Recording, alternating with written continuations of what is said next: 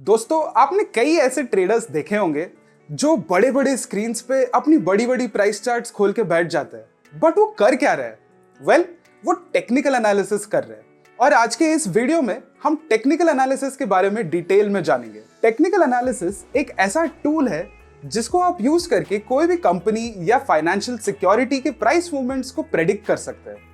And it is done based on the historical price movement and the trading volume of that financial security. और ये popular हुआ था 1900s में because of Charles Dove, जिन्होंने इसकी शुरुआत की डव थियरी के साथ। और यही थियरी है जिसके ऊपर मॉडर्न टेक्निकल एनालिसिस बेस्ड है। अब टेक्निकल एनालिसिस में तो बहुत सारे कंपोनेंट्स होते हैं, जैसे कि प्राइस चार्ट्स, इंडिकेटर्स और ऑसिलेटर्स, और कई बार ये कंफ्यूजिंग हो सकता है। तो इसीलिए क्लियरली हम इनको एक एक करके देखते हैं। सबसे पहले है प्राइस चार्ट्स। प्राइस चार्ट दिखाता है कि कोई भी फाइनेंशियल सिक्योरिटी की प्राइस समय के साथ कैसे बदलती है। अब ये एक महीने का समय हो सकता है, एक दिन का समय हो सकता है, या ट्रेडर्स 15 मिनट का समय भी यूज करते हैं। और सबसे कॉमन प्राइस चार्ट्स होते हैं लाइन चार्ट्स, बार चार्ट्स और कैंडलस्टिक चार्ट्स। दूसरा इंपॉर्टेंट चीज होता है प्राइस ट्रेंड। मार्केट में 3 तरह के प्राइस ट्रेंड होते हैं, अपवर्ड्स, डाउनवर्ड्स और साइडवेज। प्राइस अपवर्ड्स ट्रेंड हो रहा है मतलब प्राइसेस बढ़ रहे हैं, और डाउनवर्ड्स ट्रेंड हो रहा है मतलब प्राइसेस घट रहे हैं। नंबर 3 है सपोर्ट और रेजिस्टेंस। सपोर्ट एक ऐसा प्राइस रेंज है जहां पे प्राइसेस गिरना बंद कर देते हैं और बढ़ना चालू हो जाते हैं। वैसे ही रेजिस्टेंस उनके बिल्कुल ऑपोजिट है। रेजिस्टेंस पे प्राइसेस बढ़ना बंद कर देते हैं लेकिन फिर गिरना चालू कर देते हैं।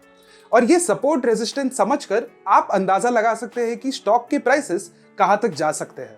चौथा है इंडिकेटर्स और ऑसिलेटर्स। वैसे तो टेक्निकल एनालिसिस में कई सारे इंडिकेटर्स होते हैं, बट मूविंग एवरेज एक बहुत कॉमन इंडिकेटर होता है जो आपके प्राइस ट्रेंड को स्मूदन आउट कर देता है और आपको एक ओवरऑल पिक्चर बताता है प्राइस ट्रेंड के बारे में, जिससे आप समझ सकते हैं कि ट्रेंड अपवर्ड्स है या डाउनवर्ड्स है।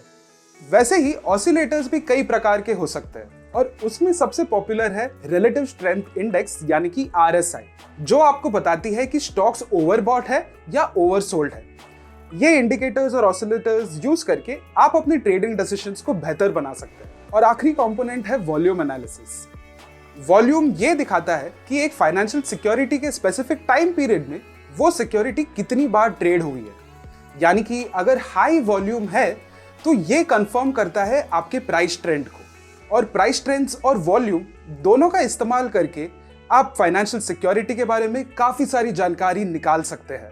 तो दोस्तों, in conclusion, technical analysis helps you make better trading decisions based on the historical price data. और इसमें price trends, volume, support, resistance, indicators और ऑसिलेटर्स का इस्तेमाल करके आप अपनी ट्रेडिंग स्ट्रैटेजी को और बेहतर बना सकते हैं। बट याद रखिएगा, markets are always subject to market risk. इसीलिए टेक्निकल एनालिसिस को प्रैक्टिस करते रहिए, इस पे और बेहतर होते रहिए, और हमेशा अपना रिस्क मैनेजमेंट सही रखिए।